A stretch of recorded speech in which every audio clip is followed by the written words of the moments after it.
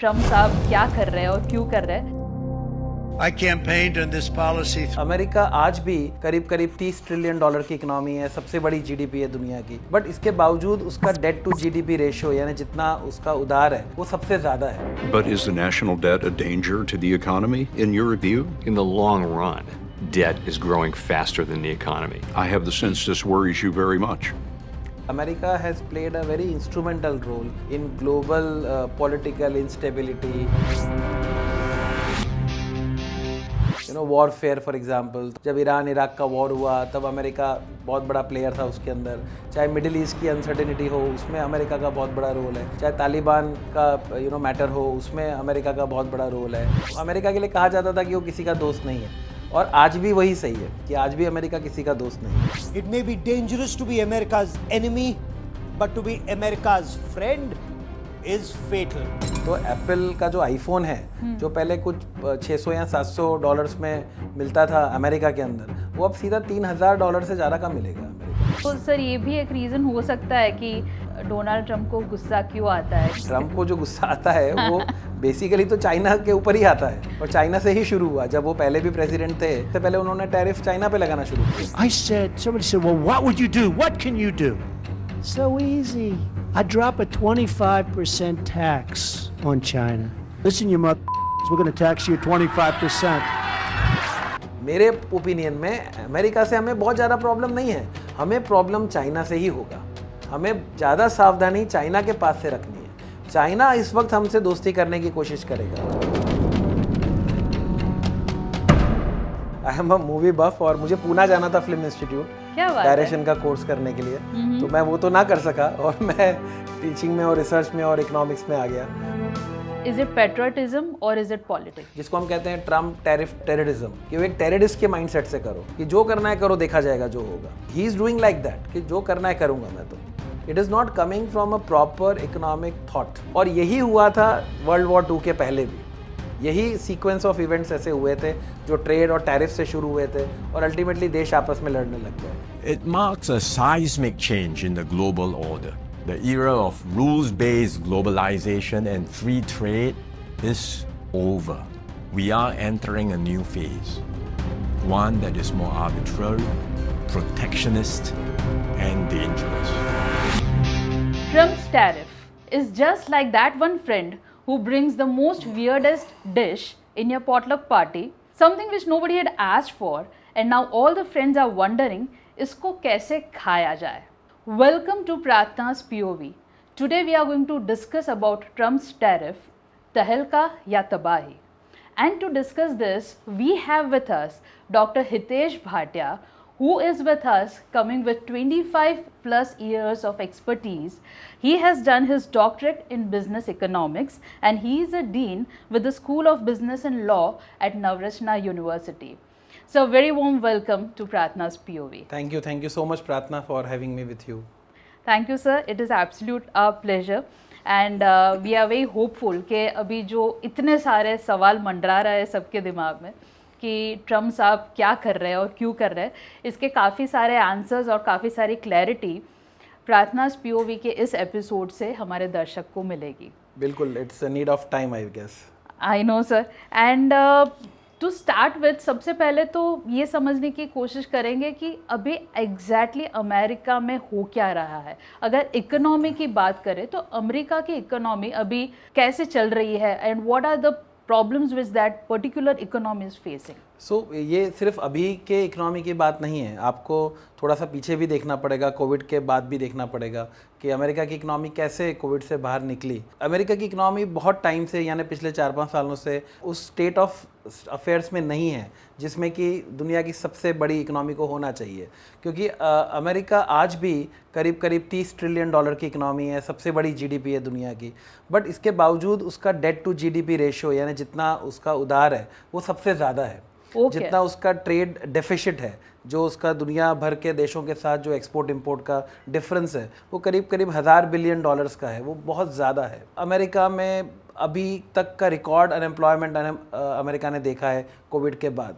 America ने अब तक का कह लें कि सबसे ज़्यादा इन्फ्लेशन जो है उसकी हिस्ट्री में उन्होंने देखा है वर्ल्ड वॉर 2 के बाद. ऑफ कोर्स इनफैक्ट ऐसा कहा जाता है कि पिछले सालों में जो अमेरिका की पॉपुलेशन 20s में थी, यानी लेट 20s में थी, 25 टू 30 के एज ग्रुप में थी, उन्होंने तो अपनी ज़िंदगी में पहली बार इन्फ्लेशन इतना देखा है। उनको मालूम ही नहीं था कि महंगाई भी कोई चीज़ होती है। अब भी अगर आप देखें तो एक बड़ा अच्छा चल रहा है वायरल इंस्टेंस अमेरिका को लेकर कि अंडे बड़े महंगे हैं वहाँ पे, हाँ, एग्स, ईस्टर कैसे मनाएंगे? तो अंडे का दाम रिकॉर्ड हाई है अभी अमेरिका में, तो वो एक सिंबल है कि इन्फ्लेशन बहुत ज़्यादा है। तो अभी बहुत सारे ऐसे पैरामीटर्स हैं इकोनॉमी के जो अमेरिका के लिए काफ़ी अच्छे नहीं हैं। इसका दोष अमेरिका पे ही जाता है, दुनिया भर पे नहीं जाता है, बट फिर भी तो condition is not so good if you want to summarise that. What are the factors which has led America to this condition? सो वो भी बहुत सारे फैक्टर्स हैं और वो over a period of time बड़े हैं।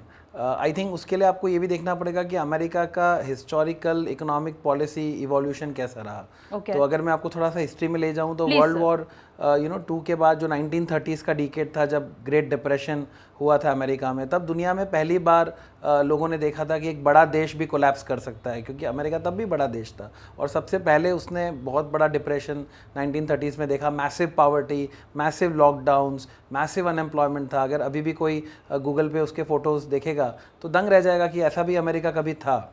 तो अमेरिका ने उसके बाद एक बड़ा सा एक प्रोपोगेंडा शुरू किया, जिसको रेगन प्रेसिडेंट थे तभी, और उसके बाद इवन 80s में 90s में बहुत प्रमोट किया, जिसको हम ग्लोबलाइजेशन कहते हैं आज। तो ये ग्लोबलाइजेशन का जो पूरा एक बड़ा गुब्बारा था वो अमेरिका ने ही बनाया था, फ्री ट्रेड के नाम पे, और देश भर में, दुनिया भर में प्रेशर डालना, छोटे देशों के ऊपर प्रेशर डालना कि वो टैरिफ ना लगाएं, वो फ्री इंपोर्ट करें अपने देश के अंदर, ताकि अमेरिकन कंपनीज अपना सामान आराम से दुनिया के देशों में बेच सके। तो अमेरिका ने इस तरह से बहुत एडवांटेज भी लिया दुनिया के गरीब देशों का, छोटे देशों का, बाय प्रेशराइजिंग देम। अमेरिका ने बाद में गेट बनाया, पहले general agreement on tariffs and trade, जिसको बाद में एक WTO, वर्ल्ड ट्रेड ऑर्गेनाइजेशन का इंस्टीट्यूशन बना दिया, जिसके सारे मेंबर्स के ऊपर एक दबाव डाला गया 90s के दशक में कि वो अपने बॉर्डर्स ओपन कर दें, टैरिफ कोलैप्स कर दें और ट्रेड बॉर्डर्स ओपन कर दें, ताकि अमेरिकन कंपनीज़ को वो फ़ायदा मिले।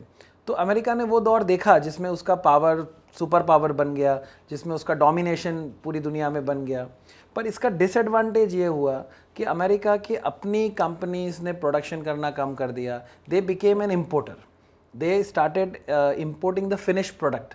तो जो अमेरिका पहले मल्टीनेशनल कंपनीज़ में अपने देश में उत्पादन करता था, वो अमेरिका अब सीधा पूरा सामान इम्पोर्ट करने लगा। तो धीरे धीरे क्या हुआ कि उनके पॉपुलेशन को आदत पड़ गई चाइना से, made in China, made in Japan, made in European countries के सामान को इस्तेमाल करने के लिए, और उनका अपना प्रोडक्शन कम होता गया। नो डाउट अमेरिका तो बड़े से बड़ा होता ही चला गया था देश, बट उसका रिजल्ट ये निकला कि उनके डोमेस्टिक अनएम्प्लॉयमेंट बढ़ गए, उनके डोमेस्टिक क्वेश्चंस थे इकोनॉमिक वेरिएबल्स के, लाइक इन्फ्लेशन फॉर एग्जांपल, वो बढ़ गया। उनका ट्रेड डेफिसिट बढ़ता चला गया because they became an importer also likewise. तो इस सब का कंपाउंडिंग इफेक्ट जो था वो आज की परिस्थिति का एक बड़ा रीज़न है। फाइनेंस में हम सर ये जो कंपाउंडिंग इफेक्ट की आप बात कर रहे हैं, इसकी हम जनरली यही बात करते हैं कि अगर कंपाउंडिंग इफेक्ट है वो पॉजिटिवली यूज की जाए तो उसका भी जो बेनिफिट है वो अनलिमिटेड है, और अगर वो नेगेटिव हो रही है, आपके खिलाफ जा रही है, तो उसका भी इम्पैक्ट बहुत बड़ा है। और शायद लग रहा है आपकी बातों से कि ये कंपाउंड इफेक्ट की जो नेगेटिविटी है वो शायद अभी सबसे बड़ा देश देख रहा है। वो भी, और जस्ट एक बात और भी जोड़ना चाहूँगा कि दर्शकों को भी मालूम होगा ये बात कि America has played a very instrumental role in global political instability, warfare for example. तो जब लेट 80s में, 90s में, 1990 में और 91 में जब ईरान इराक का वॉर हुआ, तब अमेरिका बहुत बड़ा प्लेयर था उसके अंदर।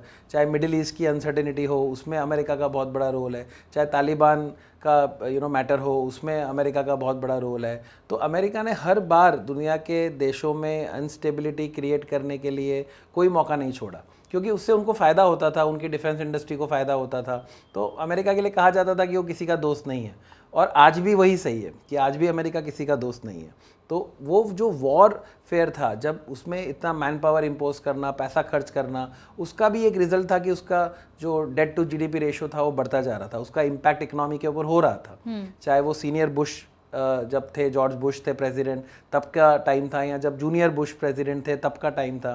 तो अमेरिका के प्रेसिडेंट्स ने अपना पावर दुनिया पे जताने के लिए बहुत सारी गलतियां करी हैं, और उसका नतीजा है कि उनकी इकोनॉमी डामाडोल हुई है उस तरह से। आप जो सर मैन्युफैक्चरिंग की बात कर रहे थे, तो अभी जो ट्रम्प की जो टीम है, जो एडवाइजरी टीम है, एक मैंने कमेंट उनके इकोनॉमिक एडवाइज़र के पास से भी सुनी थी।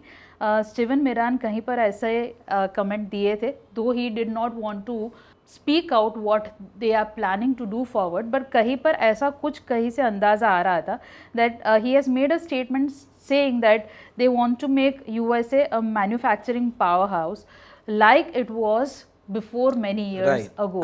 So आप जो बता रहे थे कि पहले वो manufacturing powerhouse था, but then they opened the doors for the trade and eventually they started becoming वही ना, अगर आज आप उनका ट्रेड डेफिसिट देखोगे तो they import much more, they import almost $1,000 billion का, and they export much less.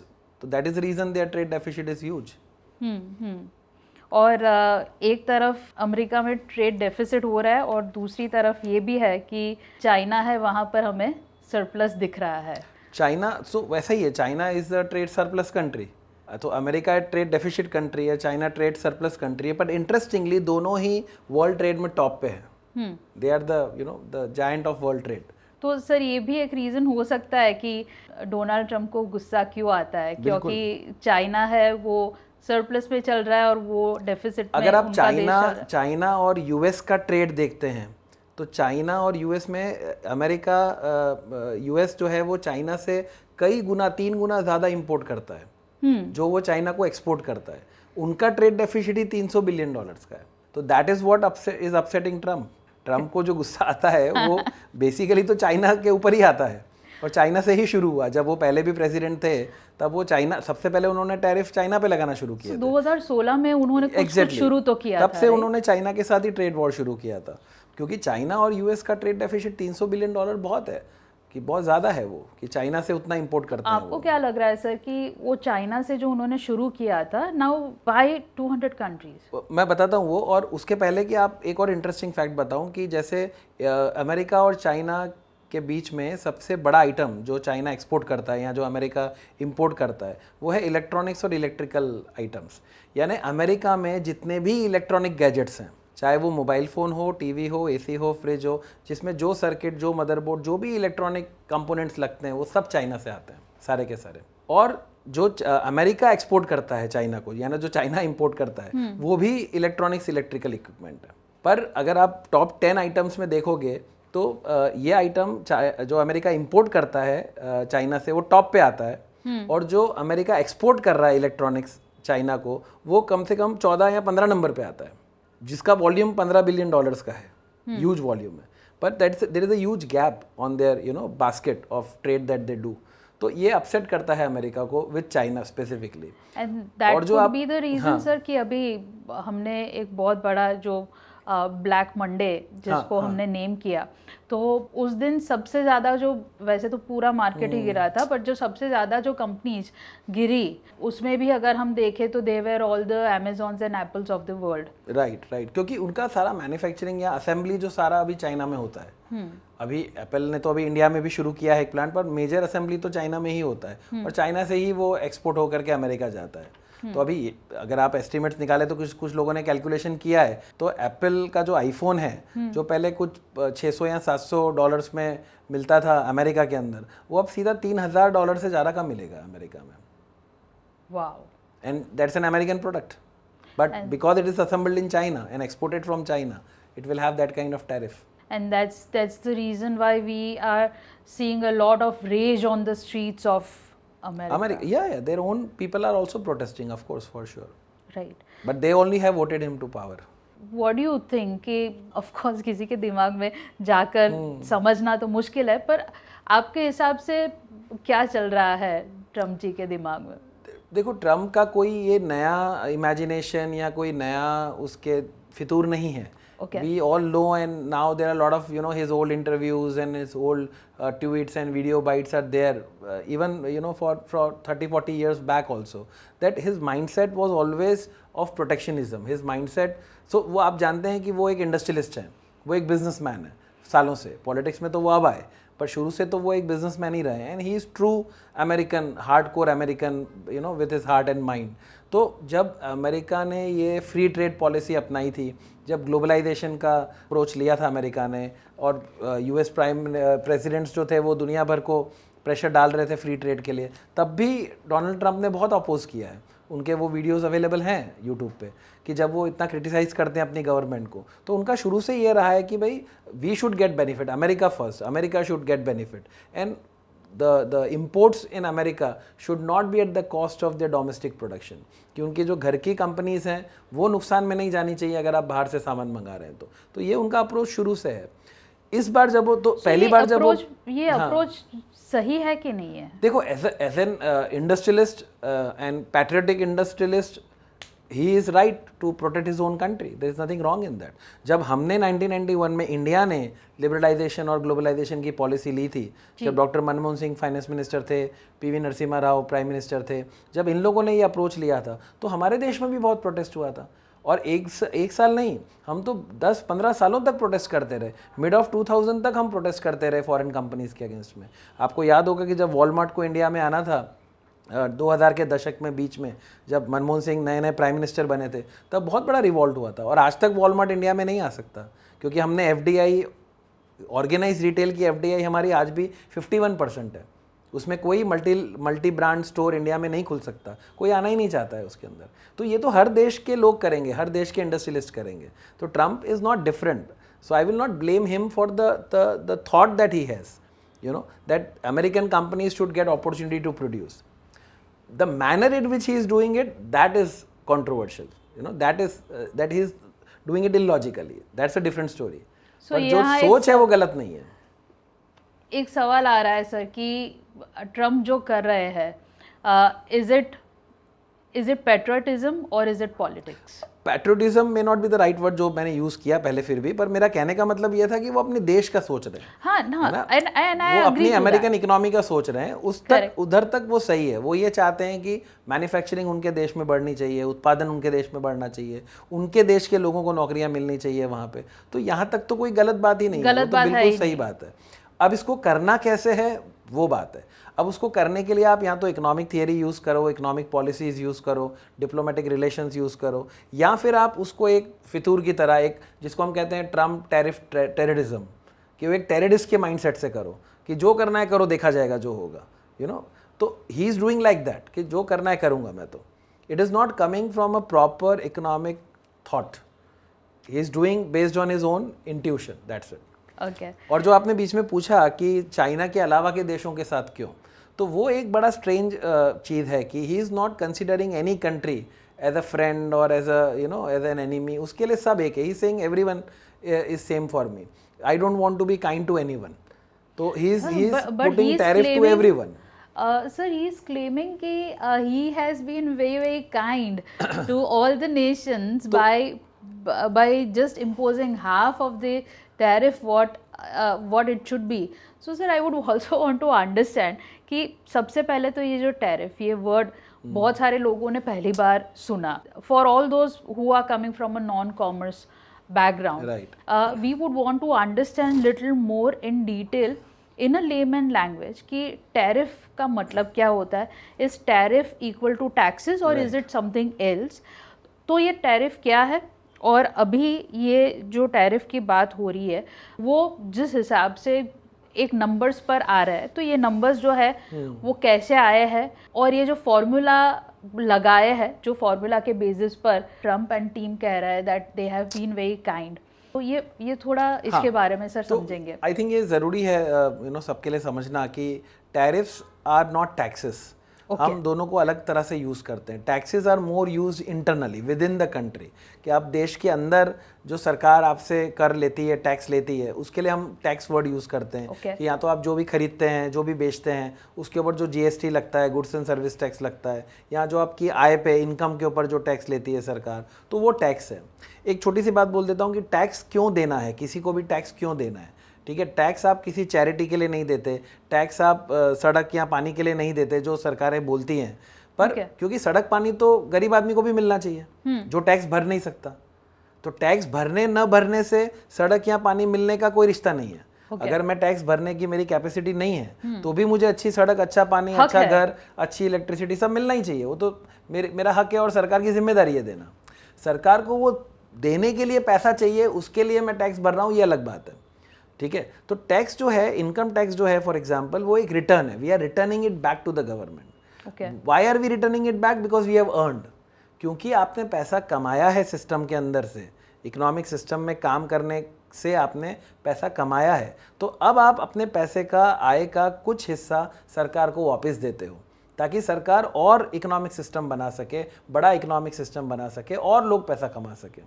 तो देयर इज़ नो कंसिडरेशन कि मैंने टैक्स भरा तो मुझे ये मिलना चाहिए, ऐसा नहीं है। मुझे ऑलरेडी पैसा मिल गया, अब मैं टैक्स भर रहा हूँ, इट्स लाइक दैट। तो ये एक माइंडसेट की बात है, पर खैर वो डोमेस्टिक टर्म्स में हम यूज़ करते हैं। जब एक देश दूसरे देश के साथ ट्रेड कर रहा है, जब वो एक्सपोर्ट इंपोर्ट कर रहा है, तभी टैरिफ तब जो टैक्सेस लगते हैं उनको हम टैरिफ कहते हैं। ठीक है, अभी टैरिफ लगाने का पर्पस क्या है? तो देश जो कहता है कि भाई दूसरे देश से अगर हम सामान मंगाते हैं तो पहली बात तो क्यों मंगाते हैं, हम दूसरे देश से इंपोर्ट क्यों कर रहे हैं? क्योंकि ये समझना पड़ेगा कि जो कुदरत है, जो नेचर है, नेचर ने सारे देशों में सामान एक समान नहीं दिया है, अनइवनली डिस्ट्रीब्यूट किए हैं रिसोर्सेज। तो देख लीजिए आपकी मिडिल ईस्ट की कंट्रीज़ में ऑयल रिजर्व्स हैं। अब अमेरिका सुपर पावर है, सब कुछ है उसके पास, पर कच्चा तेल नहीं है, उसकी ज़मीन के नीचे से तेल नहीं निकलेगा, वो उसके लिए उसको मिडिल ईस्ट में जाना ही पड़ेगा कच्चा तेल लेने के लिए। चाइना है, चाइना दुनिया की कोई ऐसी चीज़ नहीं है जो चाइना नहीं बना सकता। आप उसको सैंपल दे दो, वो उसका कॉपी करके बना देगा, पर वो पेट्रोल डीजल नहीं बना सकता क्योंकि उसकी देश की धरती में ही नहीं है वो।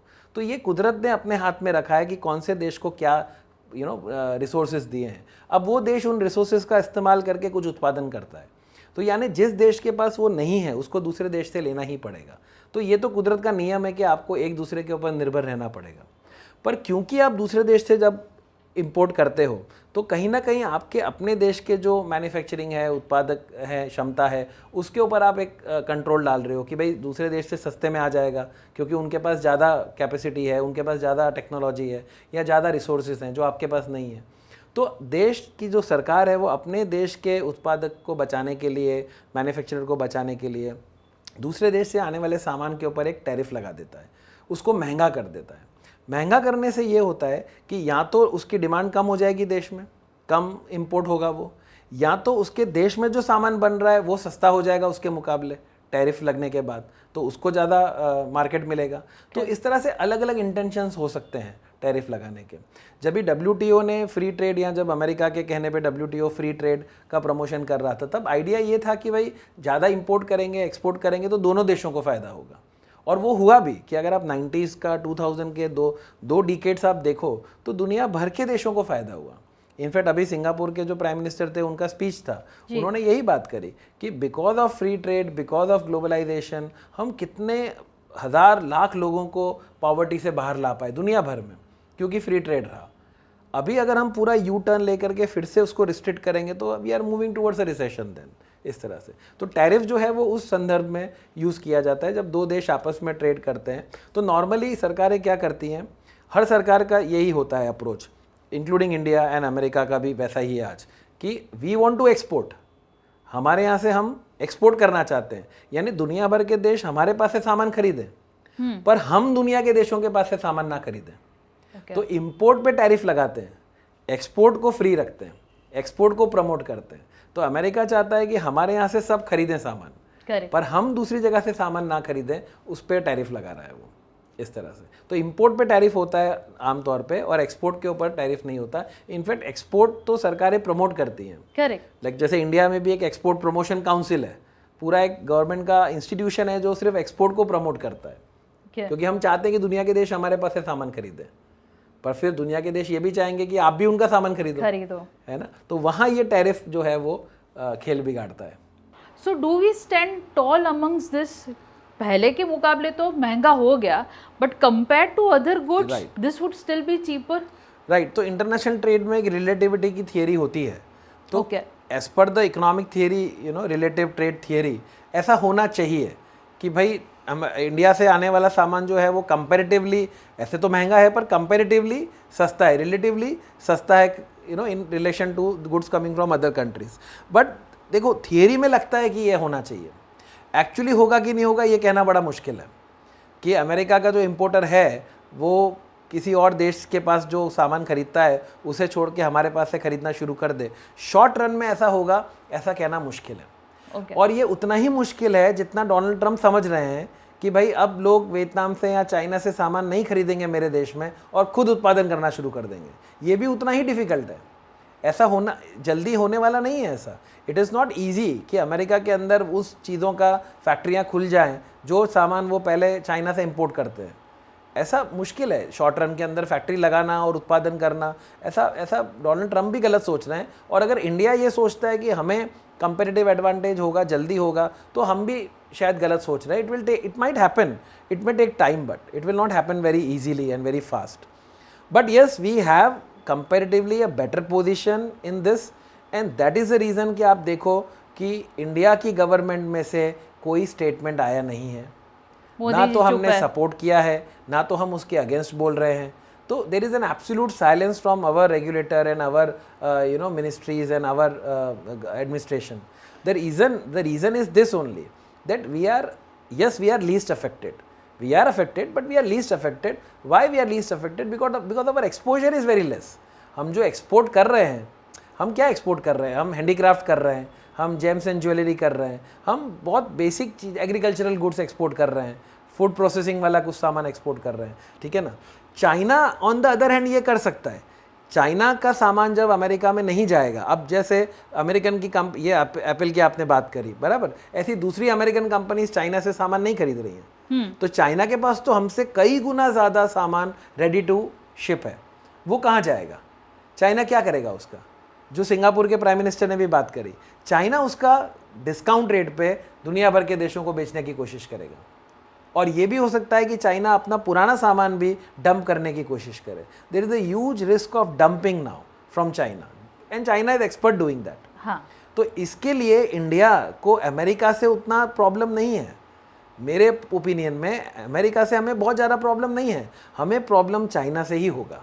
हमें ज़्यादा सावधानी चाइना के पास से रखनी है। चाइना इस वक्त हमसे दोस्ती करने की कोशिश करेगा। हाँ सर, मैं वही आपको पूछने वाली थी। आप कह रहे हैं कि चाइना से बचकर रहो, पर चाइना तो आकर बोल रहा है कि इंडी चीनी भाई भाई। एग्जैक्टली, अभी चाइना के पास कोई ऑप्शन नहीं है। अगर चाइना को अपना रेडी टू प्रोड्यूस माल बेचना है तो कौन इतना सारा सामान खरीदेगा अमेरिका के बाद? इंडिया के अलावा कोई देश नहीं है जो इतनी क्वांटिटी खरीद सकता है। और अगर इंडिया ने खरीदने की कोशिश करी वो सामान, तो तब हमारे डोमेस्टिक प्रोड्यूसर्स को तकलीफ होगी, तब हमारे यहाँ की कंपनियों को प्रॉब्लम होगा, क्योंकि चाइना से वो सामान बहुत सस्ता आएगा। और अगर हमने उसको, गवर्नमेंट ने उस पर ध्यान नहीं दिया, तो कंपनीज तो इंपोर्ट करेंगी, उनको सस्ता मिल रहा है, तो तब हमारी GIDC जैसी जो छोटी कंपनीज हैं उनके ऊपर बहुत ख़राब असर पड़ेगा। हाँ। तो इंडिया को ज़्यादा पॉलिसी बनाने का, सोचने की ज़रूरत अभी चाइना की तरफ से है। अमेरिका की तरफ से हमको बहुत ज़्यादा चिंता करने की ज़रूरत नहीं है। और इसीलिए शायद मोदी साहब अभी, हाँ, अभी बेटर है कि कुछ बोलने की ज़रूरत ही नहीं है इस तरह से। और ये हमारा, अगर आप हमारी फॉरेन पॉलिसी देखो पिछले 8-10 सालों में, चाहे वो अफ़गानिस्तान तालिबान के साथ हुआ हो, चाहे रशिया यूक्रेन के साथ हुआ हो, तो हमारा हमेशा न्यूट्रल स्टैंड रहा है। हमने हमेशा ये कहा कि भाई वॉर को हम सपोर्ट नहीं करते, पर हमने रशिया को भी ब्लेम नहीं किया, ना हमने वहाँ किसी और को ब्लेम किया। हमने श्रीलंका का भी उतना ही सपोर्ट किया जितना हमने किसी और कंट्री का सपोर्ट किया उस समय, कोई भी कंट्री में क्राइसिस हुआ हो तो we have not said against any country. In fact Russia, जब US ने कहा कि रशिया से कोई तेल नहीं खरीदेगा, और मोस्ट ऑफ द कंट्रीज़ ने रशिया से तेल नहीं खरीदा as an protest against its attack on Ukraine, India was major country other than China जिसने रशिया के पास से ऑयल खरीदा। और जयशंकर साहब ने पब्लिकली प्रेस कॉन्फ्रेंस करके बोला, अमेरिका को बोला कि भाई हम आपसे नहीं डरेंगे और हमारे देश के लिए अगर सस्ता तेल मिलता है तो हम खरीदेंगे वहाँ से, क्योंकि वो हमारे देश के इंटरेस्ट में है। तो हमारी फॉरेन पॉलिसी तो यही है कि हम किसी एक पक्ष का साथ नहीं दे रहे, हम इंडिया के लिए जो ठीक लगेगा वो हम करेंगे। And I think Jaishankar ji has been very, very clear in his statements wherein he always puts it कि हम आपके मामलों में दखल नहीं दे रहे, बिल्कुल। कृपया करके आप भी हमारे मामले में दखल मत दीजिए। We are competent enough to understand our interests. So it would be very interesting to see कि इंडिया की ट्रेड पॉलिसी में कोई चेंज आएगा नहीं आएगा, क्या होगा। अभी it's would be very interesting. आप देखो तो आज ही आरबीआई ने रेपो रेट कम किया, तो ये हमारा एक इंटरनल तरीका है कि इकोनॉमी को रिसेशन से बचाने के लिए, लिक्विडिटी मैनेज करने के लिए, कि मनी सप्लाई बनी रहे, उसके लिए अभी आरबीआई ने आज रेपो रेट और कम कर दिया उसमें। I think governor is doing a fantastic then, job when it तो comes we will to take our measures internally to keep our economy robust, right? But अभी हम कुछ उस पर बोल नहीं रहे टैरिफ के ऊपर तो, and we are not making any reciprocal के ऊपर कोई नया टैरिफ जो बाकी के देश लगा रहे हैं काफी देश, तो वो हम नहीं कर रहे। सर ट्रेड की अगर हम बात कर रहे हैं तो ट्रेड में जो सबसे इम्पोर्टेंट कंपोनेंट होता है वो है करेंसी, और करेंसीज पर ये ट्रेड वॉर का एक बहुत बड़ा इम्पैक्ट आएगा, क्योंकि करेंसीज अलग अलग देश की अलग अलग डिनोमिनेशन में चलती है। So what is the impact which you foresee on currency, dollar in particular, and the impact of dollar on other currencies? तो वो तो हो ही रहा है, मतलब आप बहुत टाइम से देखेंगे पिछले एक आध साल के अंदर, तो dollar is getting stronger and stronger. Dollar का एप्रिसिएशन तो दुनिया देख ही रही है, और अभी भी dollar is appreciating against all major currencies of the world. Rupee particularly आपने देखा होगा कि वी वर अराउंड 80, और 80 से हम जाकर के 88 तक हम चले गए थे। रुपया 88 पर डॉलर चला गया था। आरबीआई की वजह से, स्टेप्स की वजह से वो वापस 85 पे स्टेबल हुआ। अभी भी हम 85-86 में फ्लक्चुएट कर रहे हैं। तो डॉलर तो is getting stronger now. This is also very interesting. बहुत लोगों को अजीब लगेगा कि भाई जब इकोनॉमिक क्राइसिस में है यूएस की, तो डॉलर इतना स्ट्रॉन्ग क्यों है? हाँ, क्योंकि डॉलर तो यहाँ पर आप वापस हिस्ट्री में जाएंगे, वो ब्रिटेन वुड का कॉन्फ्रेंस हुआ था जिसके अंदर एक वर्ल्ड एग्रीमेंट हुआ था कि भाई दुनिया भर की करेंसी जो है वो डॉलर बैक्ड करेंसी होगी, कि आपको जब नोट छापने हैं तो आपको कुछ पीछे टेंजिबल एसेट चाहिए। So you are taking us back to 1944. Yes yes, Very interesting. Right. तो वो सिचुएशन थी कि जब ये डॉलर बैक्ड करेंसी का ज़माना था, उसके पहले गोल्ड रिजीम था कि गोल्ड बेस्ड करेंसी होता था, कि सोना रख के नोट छापा जाता था। पर क्योंकि गोल्ड लिमिटेड सप्लाई में था, सब कंट्रीज उतना गोल्ड खरीद नहीं सकती थी, और इकोनॉमी बढ़ रही थी देशों की, उन्हें ज़्यादा गोल्ड चाहिए ज़्यादा नोट छापने के लिए, गोल्ड की सप्लाई लिमिटेड थी। तो ये कॉन्फ्रेंस में ये डिसाइड हुआ कि सब डॉलर को बेस बनाएंगे और उसके सामने करेंसी इशू करेंगे। तो डॉलर तब से एक ग्लोबल करेंसी बनने की शुरुआत उसकी हो गई। दूसरा, आप ये देखो कि जो 200 देश हैं दुनिया के, उनमें से करीब करीब 100 देशों को तो अमेरिका डायरेक्टली डोनेशन देता है, एड देता है, या तो लोन देता है, और इन 100 देशों को वो लोन डोनेशन डॉलर में देता है। डॉलर में ही देता है। डोनाल्ड ट्रम्प ने तो अभी कुछ डोनेशन बंद किए हैं कुछ कंट्रीज के, पर अब तक तो डॉलर में ही वो लोन दिया जाता था और डोनेशन दिया जाता था। क्यों अमेरिका डोनेशन देता था? हज़ारों बिलियन डॉलर्स का डोनेशन क्यों देता था? क्योंकि अफ्रीका के देशों को मिलता था, पाकिस्तान को मिलता है, बहुत देशों को मिलता है। क्योंकि उन देशों में जब डॉलर जाता है तो वो लोग उस डॉलर का क्या करते हैं? वो अमेरिका के पास से ही सामान खरीदते हैं। तो बेसिकली अमेरिका अपनी ही करेंसी देके अपना ही सामान बेचने की कोशिश करता था, और उसमें वो सक्सेसफुल रहा भी बहुत सालों तक। ठीक है, तो इसकी वजह से, और बाकी के जो 100 देश हैं वो डायरेक्टली और इनडायरेक्टली अमेरिका के साथ ट्रेड करते हैं, या वो अगर आपस में भी ट्रेड करते हैं तो वो डॉलर करेंसी यूज़ करते हैं, क्योंकि फिर डॉलर उनको काम आता है अमेरिका से ट्रेड करने के लिए। करेक्ट। तो चाह के या न चाह के दुनिया के सारे देश डॉलर को यूज़ करते ही हैं।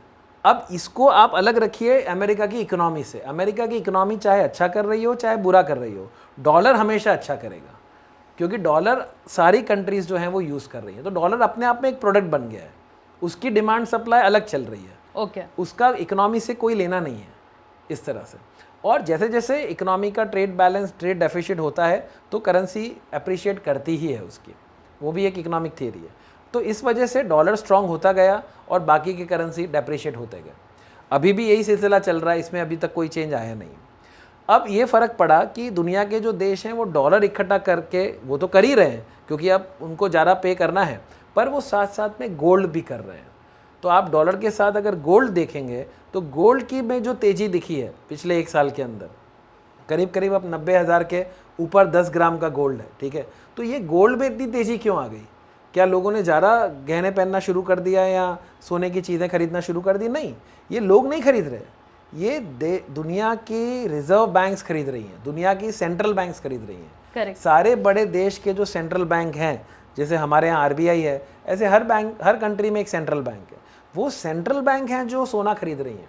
क्यों खरीद रही हैं? क्योंकि उनको लग रहा है अनसर्टेनिटी होगी, कल को अगर डॉलर के साथ कुछ प्रॉब्लम हुआ तो गोल्ड होना चाहिए उनके पास नोट छापने के लिए, या उनको अगर ट्रेड करना है तो गोल्ड उनके पास रिजर्व्स होने चाहिए। तो ये अनसर्टेनिटी में डॉलर के अलावा एक गोल्ड ही ऐसा प्रोडक्ट है जो कंट्रीज़ को लगता है कि भाई ये हमारे पास होना चाहिए, इसलिए ग्लोबल डिमांड गोल्ड की जो है वो इतनी ज़्यादा है। और गोल्ड की डिमांड जो ज़्यादा है उसके साथ साथ अभी एक स्टेटमेंट भी जर्मनी ने दी जहाँ पर उन्होंने बोला कि अमेरिका को बोला कि भैया हमारा गोल्ड जो आपके पास हमने रखा है वो वापस दे दो। हाँ, वो होगा, काफ़ी सारे कंट्रीज़ वो भी मांगेंगे, उस तरह के डिस्प्यूट्स भी आएंगे बीच में। हमने जो गोल्ड मॉर्गेज किया था इंडिया ने 91 में, हम एक बैंकरप्ट इकोनॉमी थे 91 के अंदर, हमारे पास आखिरी तरीका यही था कि हम अपना सारा सोना गिरवी रख दे। तो हमने अपना सारा सोना जो है वो बैंक ऑफ इंग्लैंड में, बैंक ऑफ जापान में और स्विट्ज़रलैंड में गिरवी रखा था। आपको पता है उसका वापस हमको कब मिला वो सोना? उसका एक पार्ट हमको पिछले साल वापस मिला था 2024 में। 1991 में जो सोना हमने गिरवी रखा था उसका एक हिस्सा हमने 2024 में वापस लिया, सारा लोन चुका करके। अभी भी कुछ गोल्ड हमारा बाहर के देशों के बैंकों में पड़ा हुआ है जिसका इंटरेस्ट हम अभी भी पे कर रहे हैं। सो दिस इज सो अगर ये ट्रेड वॉर या टैरिफ वॉर कंट्रोल में नहीं आया तो अगला जो होगा वो यही होगा कि देश आपस में लड़ना शुरू करेंगे, करेंसी को लेके, सोने को लेकर के, इस तरह की चीज़ों को लेके। और यही हुआ था वर्ल्ड वॉर 2 के पहले भी, यही सीक्वेंस ऑफ इवेंट्स ऐसे हुए थे जो ट्रेड और टैरिफ से शुरू हुए थे और अल्टीमेटली देश आपस में लड़ने लग गए। तो वी डोंट नो क्या होगा फ्यूचर में, बट तरीका यही है, लड़ाई इसी तरह से आगे बढ़ती है। पहले इकोनॉमिक्स, मैं सिर्फ इतना बोल रहा हूँ कि economics leads to political instability and political instability leads to geographical disputes gradually. तो यही प्रोसेशन होता है उसका। तो इसको जितना जल्दी दुनिया ठीक कर सके उतना सबके लिए अच्छा होगा। ये जो ट्रेड वॉर है इसका इम्पैक्ट न्यूज़पेपर में हम पढ़ते हो तो हमें दिखता है कि वो शेयर बाज़ार की बात कर रहा है कि शेयर बाज़ार में इतना हुआ, ये हुआ, वो है, पर उसकी इम्पैक्ट जो है it is not only limited till stock market, it is also extended to other commodities or to currencies and to all the different aspects of the assets. Because financial markets are connected. तो जो भी stocks बेच रहा है वो अपना पैसा निकाल के कहाँ डाल रहा है? वो अपना पैसा निकाल के या तो कमोडिटीज़ में डालेगा, या तो वो गोल्ड में डालेगा, या तो वो दूसरे एसेट्स में डालेगा। सो पैसा तो वही घूमने वाला है, सर्कुलेशन तो वही पैसे का होने वाला है। तो सर एक चीज़ बताइए कि अभी अगर कोई निवेशक है, बहुत सारे लोग हैं जिसके पास पैसा है, वो लोग कहाँ जाएंगे? देखो, अगर एफडी फिक्स डिपॉजिट है तो अभी तो इमीडिएटली कोई डरने की बात नहीं है। आपका अगर पुराना एफडी रखा हुआ है 7.5% पे, 7.5% के आसपास, तो वो तो गुड इनफ है, उसको तो छेड़ने की ज़रूरत नहीं है। हाँ, अभी आरबीआई ने रेपो रेट कम किया, इंटरेस्ट रेट और कम होगा। मान लीजिए कि आपका एफडी का इंटरेस्ट और नया एफडी आपको बनाना है उसका कम हो गया, तो आप सोचे कि भाई मुझे 6%, 6.5% पे एफडी करनी है कि नहीं करनी है। पर यह बात है कि अगर आपको रिस्क नहीं उठाना है तो ये एक बहुत बड़ा सेफ इन्वेस्टमेंट है। दूसरा, आप जानते ही हैं खुद पब्लिक प्रोविडेंट फंड्स है, पीपीएफ है, वो आपको 7.5% का इंटरेस्ट दे ही रहे हैं और कंपाउंडिंग इंटरेस्ट दे रहे हैं, तो वो भी सही है। प्लस अगर आपके पास सरप्लस पैसा है और आप रिस्क उठा सकते हैं तो फिर तो ये बहुत सही टाइम है शेयर मार्केट में पैसा डालने का। इससे ज़्यादा सही टाइम कब मिलेगा आपको? जब आपके स्टॉक्स के दाम कम हैं तो आपको बिल्कुल डालना चाहिए। ये तो डिपेंड करता है कि आप किस स्वभाव के व्यक्ति हैं और कितना रिस्क आप ले सकते हैं, कितना सरप्लस पैसा है। पर हाँ, सरप्लस पैसा हो तो ही डालना चाहिए मार्केट में, नहीं तो आप अपना पैसा सेव करके रखिए पीपीएफ में और एफडी में। एक अगर आप परमिशन दे तो एक और बात बोलूँगी, एक क्वेश्चन जरूर आना चाहिए लोगों के मन में। जब टैरिफ का इतना हल्ला मचा रहे हैं डोनाल्ड ट्रंप और अभी सब उनकी ही बात चल रही है, वो ही डोमिनेट कर रहे हैं, तो इन सब में वर्ल्ड ट्रेड ऑर्गेनाइजेशन क्या कर रहा है? WTO वो इंस्टीट्यूशन है जो दुनिया का ट्रेड को गवर्न करता है, रेगुलेट करता है, ठीक है। दुनिया के सारे देश WTO के मेंबर हैं जो मैंने आपको शुरू में फ्री ट्रेड की बात करी, Correct. अमेरिका ने जब ये शुरू किया था तो WTO के वजह से उसने काफ़ी देशों पे प्रेशर डाला कि अपना टैरिफ कम करो। इंडिया ने भी अपना टैरिफ कम किया बहुत सारी चीज़ों के ऊपर बिकॉज ऑफ WTO प्रेशर। तो अभी जब ये उल्टा हो रहा है, अमेरिका टैरिफ लगा रहा है, तो WTO क्यों चुप बैठा है? आपने न्यूज़ में कुछ नहीं सुना होगा WTO के बारे में। कनाडा एक ही कंट्री है जिसने कहा कि हम WTO में कंप्लेन कर रहे हैं, कनाडा ही गया WTO के अंदर, बाकी कोई देश जा नहीं रहा, कोई देश प्रेशर नहीं बना रहा WTO में, ना ही तो ये सारे देश आपस में मिलके कुछ एक साथ मिलके WTO में रिप्रेजेंटेशन कर रहे हैं। पर हो सकता है। But that is very strange. वो होना चाहिए क्योंकि उस ऑर्गेनाइजेशन का पर्पस ही वो है, एंड दैट इज़ मिसिंग। हाँ, उसका रीज़न है क्योंकि अमेरिका के ही वोट से WTO चलता है और उसके मेंबर्स ही डोमिनेट करते हैं, but still that organisation has an standing, It's a neutral body. it has a standing, so that should happen, but that is not happening, we are not seeing that. Sir एक चीज़ जो थोड़ी परेशान कर रही है कि बार बार न्यूज़ में देखने आ रहा है कि जो स्टूडेंट्स वहाँ पर है, एक तरफ because you are coming from the education background, आप नवरत्ना यूनिवर्सिटी में, सर स्टूडेंट्स ये सारे चक्कर में कहीं दिख रहा है कि स्टूडेंट्स जो बिल्कुल इनोसेंट है, जिसको कुछ लेना देना नहीं है, कहीं पर वो सफ़र हो रहे हैं। देखो वो तो होगा ही, जब भी कोई डिस्प्यूट होता है तो सबसे ज़्यादा इफेक्ट अल्टीमेटली जो बॉयल डाउन करता है, it comes to the people, लोगों पे ही आता है, ठीक है। और डोनाल्ड ट्रंप का जो गुस्सा है वो तो उनके देश में आने वाली हर चीज़ के ऊपर है, चाहे वो सामान हो कि लोग हों। इसलिए तो सबसे पहले उन्होंने जो माइग्रेंट थे उनको पैक करके भेज दिया अपने अपने देशों में कि भाई आप सबसे पहले निकलो, ठीक है। अब दूसरे लेवल पे स्टूडेंट्स हैं, अभी आपको पढ़ा हो आपने भी, तो बहुत सारे स्टूडेंट्स जो वहाँ उनके अगेंस्ट में अगर कोई माइनर ऑफेंस भी हो गया, कभी स्कूल कॉलेज में झगड़ा हो गया या कभी कोई ट्रैफिक का कोई नियम तोड़ दिया हो उन्होंने, ऐसा कोई भी ऑफेंस रजिस्टर हो, उन सबको नोटिस भेज दिया कि आप चले जाओ अपने देश में वापस, इंक्लूडिंग इंडिया के जो भी स्टूडेंट्स हैं वहाँ पे। अब वो कोई कारण नहीं है किसी को देश से निकाल देने का, पर ही इज़ डूइंग दैट। और थर्ड लेवल पे आ सकते हैं वो सारे लोग जो वहाँ पे जॉब कर रहे हैं, बड़ी कंपनियों में जॉब कर रहे हैं, उनके ऊपर भी इस तरह से कुछ अब आ सकता है। There is high uncertainty to them. तो अगर आप बात करें कि जो हम पहले बात कर रहे थे कि इंडिया पे इफेक्ट, तो मैंने कहा कि इंडिया पे बहुत ज़्यादा इफेक्ट ऐसे नहीं होगा उसका, बट एक सेगमेंट है जहाँ पे बहुत इफेक्ट हो सकता है, वो है हमारे रेमिटेंसेस। इंडिया चाइना के बाद सबसे बड़ा देश है दुनिया का जिसको मैक्सिमम रेमिटेंसेस मिलता है, यानी इंडिया के जो लोग दुनिया भर में काम करते हैं, वो जो पैसा कमा के इंडिया में भेजते हैं, वो जो पैसा आता है, तो दुनिया में चाइना के बाद सबसे ज़्यादा पैसा हमारे पास आता है, क्योंकि हमारे सबसे ज़्यादा लोग दुनिया भर में काम करते हैं। करेक्ट। और उसमें बहुत सारे लोग अमेरिका में काम करते हैं। अगर अमेरिका में उन लोगों की नौकरियों पे कुछ असर हुआ, उन इंडियंस के जॉब के ऊपर कुछ फ़र्क पड़ा, तो और उनकी इनकम अगर कम हुई, तो ये रेमिटेंसेस आना बंद होगा या कम होगा, और इससे हमें बहुत फ़र्क पड़ेगा, क्योंकि ये हमारा एक बहुत इंपॉर्टेंट सोर्स ऑफ डॉलर है जिससे हमको डॉलर इनफ्लो मिलता है। करेक्ट। तो हमें तो यही प्रे करना है कि जो हमारे इंडियंस वहाँ अच्छी कंपनीज में, अच्छे जॉब्स में हैं, वाइट कॉलर जॉब्स में हैं, उनकी जॉब्स के ऊपर फ़र्क ना पड़े, वहाँ तक डोनाल्ड ट्रंप ना जाए। सर जितनी भी कंपनीज, जितनी भी बड़ी कंपनीज के नाम आते हैं, तो वहाँ पर अगर देखते हैं तो 80% से ज़्यादा तो सब CEOs इंडियंस, टॉप लेवल पे तो काफ़ी इंडियंस आपको मिलते हैं वहाँ पे। तो सर यहाँ एक मुझे कॉन्ट्रास्ट भी दिख रहा है कि एक तरफ जब हम बात करते हैं कि अमेरिका की सक्सेस स्टोरी, कहीं ना कहीं उसमें इंडियंस का बहुत बड़ा योगदान है, और दूसरी तरफ अभी जब रिसेंटली स्टार्टअप महाकुंभ हुआ था, उसमें पीयूष गोयल जी ने एक स्टेटमेंट दिया था कि जो क्वालिटी के स्टार्टअप्स वो चाहते हैं, इंडिया चाहता है, वो क्वालिटी के स्टार्टअप्स निकल कर नहीं आ रहा है। देखो वो तो अब उन्होंने अपने क्या सोच से दिया है, पर मैं नहीं मानता पूरी तरह से, क्योंकि कोई भी तरह का बिजनेस मॉडल, छोटा हो बड़ा हो कैसा भी हो, अगर वो वैल्यू ऐड कर रहा है, वेल्थ क्रिएट कर रहा है, नौकरियां क्रिएट कर रहा है और सरकार को टैक्स भर रहा है, तो उससे कोई तकलीफ नहीं होनी चाहिए, ठीक है। बहुत बड़े बड़े बिजनेस मॉडल्स जो हैं या बड़ी फैक्ट्रीज़ के जो प्लान हैं, वो तो खुद सरकार के टेबल पे पड़े हुए हैं अप्रूवल के लिए, तो सरकार ने भी कहाँ उनमें तेज़ी दिखाई है अप्रूवल देने के लिए। तो जहाँ अप्रूवल की ज़रूरत नहीं पड़ती है, लोग वो जल्दी शुरू कर देते हैं स्टार्टअप, चाहे वो खाने का हो, फूड प्रोसेसिंग हो, कुछ भी हो जो उनको छोटा लग रहा है, क्योंकि वो इजी टू स्टार्ट है, उसमें आपकी अप्रूवल की ज़रूरत नहीं है।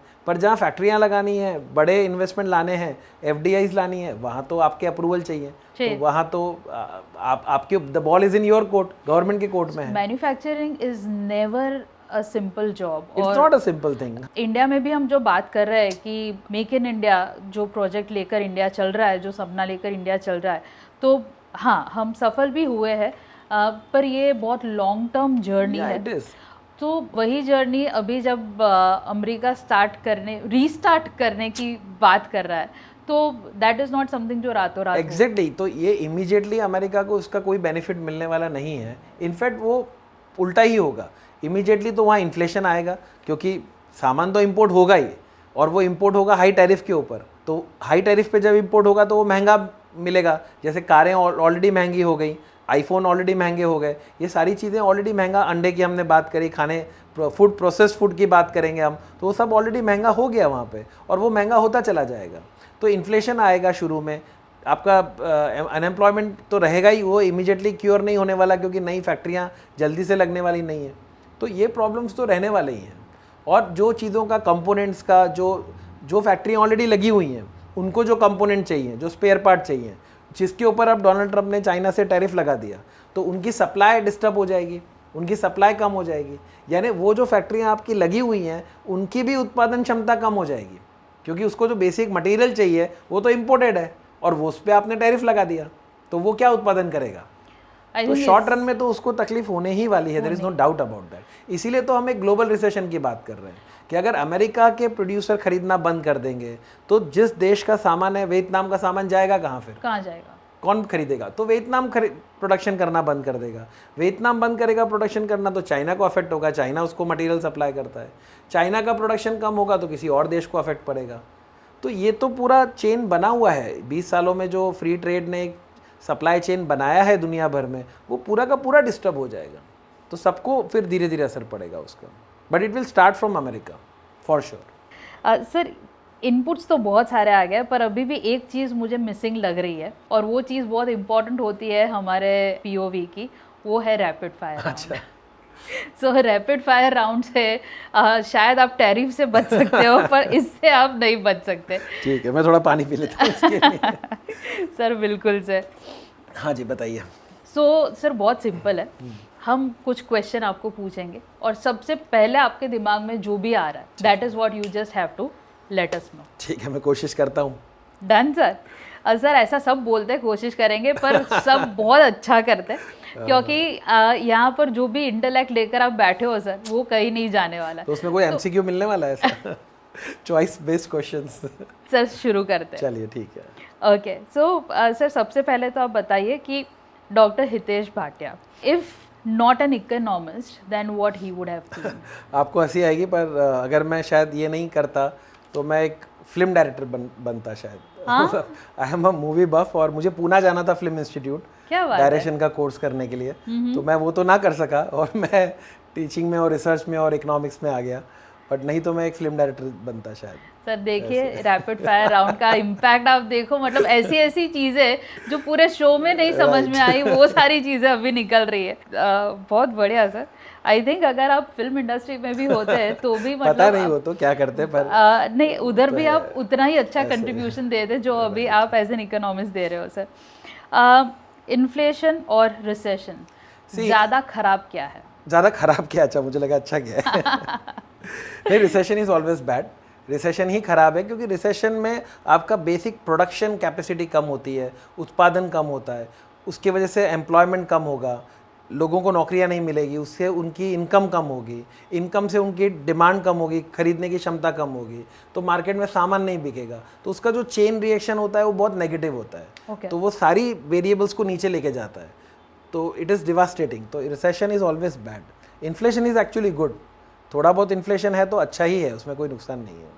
एंड आई थिंक वो पॉजिटिव इम्पैक्ट हमें इंडिया में कंसिस्टेंटली दिख रहा है। आपको आप 4-5% इन्फ्लेशन पे economy is doing good, there is nothing wrong in that. Sir, economics और politics, who is to be blamed more? For what? For the situation today.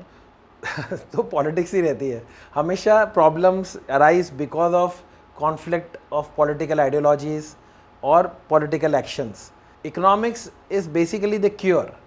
जब पॉलिटिक्स से प्रॉब्लम बन जाती है तब इकोनॉमिक्स के पास आते हैं उसको सॉल्यूशन ढूंढने के लिए। इकोनॉमिक्स, इज इट आर्ट और science?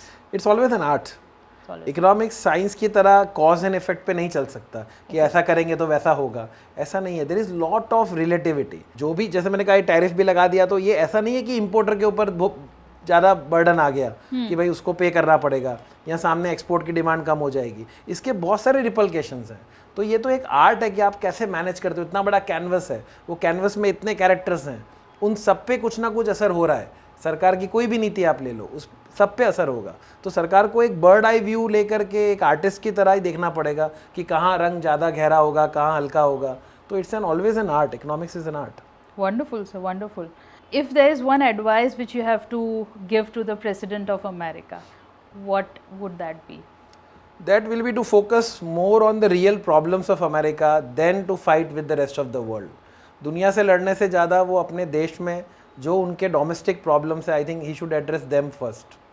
If you had to tariff one thing today, what that thing would be? जो इंडिया में आ रहा है वो, उस सामान के ऊपर आप बात कर रहे हैं कि something that is coming into India. तो I think luxury cars, Okay. They are absolutely wastage and sin goods. You know, इतना सारा पैसा इंडिया के बाहर चला जाता है जस्ट कि किसी को शौक है एक लग्जरी कार चलाने का। तो इट्स अ वेस्टफुल एक्सपेंस, और इकोनॉमी पूरे देश को उसका खर्चा बेयर करना पड़ता है। Okay. Okay. In this given raita, which is that one country which is standing tall? I think India. India is in a very strong position. Our fundamentals are very strong. ये एक दिन का market crash को देखने की ज़रूरत नहीं है। Overall India is very in a very decent position compare to any other country of the world. Wonderful sir, well done. देखिए मैंने आपको पहले ही बताया था, आप ऐसे ही डर रहे। बहुत बढ़िया सर। आई थिंक जो रैपिड फायर से तो जो इनसाइट निकल कर आया वो तो मतलब एकदम डैजलिंग था। Thanks to you, but thank you so much. तो सर ट्रम्प के बारे में, टैरिफ के बारे में जो भी आपने हमें बताया, I think that is going to be extremely useful for all the audience. आपके जो पॉइंट ऑफ व्यूज़ थे इनके बारे में वो सुनकर हमें बहुत अच्छा लगा, हमें काफ़ी नॉलेज मिला, और इन डेप्थ जो फंडामेंटली जो चीज़ें नहीं समझ में आ रही थी वहाँ काफ़ी सारी क्लैरिटी आई। तो sir thank you so much for joining us. Thank you for having me with you on this podcast. और आपके दर्शकों के लिए मैं ये कहूँगा कि अगर उनके अभी भी क्वेश्चंस हो तो वो कमेंट्स में लिखने चाहिए, and we will see that we can answer them there itself. 100%। तो जो सर डॉक्टर हितेश भाटिया बता रहा है उसको प्लीज़ ध्यान से सुनिए। आपके कोई भी क्वेश्चंस है, वो ट्रम्प के रिलेटेड हो, टैरिफ के रिलेटेड हो, या तो फिर इकोनॉमी में कोई भी दूसरी चीज़ हो रही है उसके रिलेटेड हो, तो भी आप हमें कमेंट सेक्शन में या फिर हमें आप ईमेल करके बता सकते हैं। हम डेफिनेटली कोशिश करेंगे कि हम सर को कनेक्ट करके वो सारे सवाल के जवाब आप तक लेकर आए। सो बने रहिए हमारे साथ प्रार्थनास POV में। हमारे पॉइंट ऑफ व्यूज़ हमने आपको बताया, आपके कुछ पॉइंट ऑफ व्यूज़ है जो आप ट्रम्प और टैरिफ के बारे में बताना चाहते, ज़रूर से हमें बताइए, क्योंकि आप है तो हम हैं। Thank you so much.